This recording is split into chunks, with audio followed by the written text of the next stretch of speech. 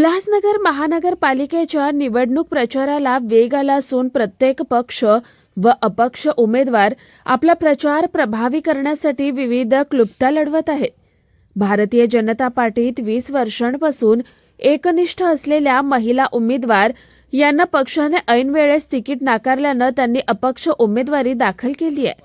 उल्हासनगर प्रभाग क्रमांक 2B मधून त्यांनी उमेदवारी दाखल केली.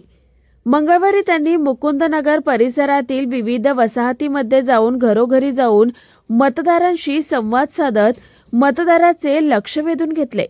यावेळी अनेक नागरिकांनी जुन्या नगरसेवकांबद्दल आपली नाराजी उघडपणे व्यक्त केली आहे. गेल्या अनेक वर्षांपासून रस्ते, पाणी व गटारीचे प्रश्न जैसे ते आहेत. अशा शब्दात मतदारांनी जुन्या लोकप्रतिनिधींच्या कामांचा पाडा वाचला. या तक्रारी शांतपणे ऐकून घेत अपक्ष उमेदवार वर्षा पगारे यांनी निवडून आल्यास या प्रलंबित प्रश्नांना प्राधान्याने न्याय देण्याचं आश्वासन दिलंय. प्रस्थापित पक्षाच्या उमेदवाराच्या तुलनेत प्रभाग क्रमांक 2B अपक्ष महिला उमेदवार वर्षा पगारे यांनी प्रचारात आघाडी घेतल्याचं चित्र सध्या दिसत आहे.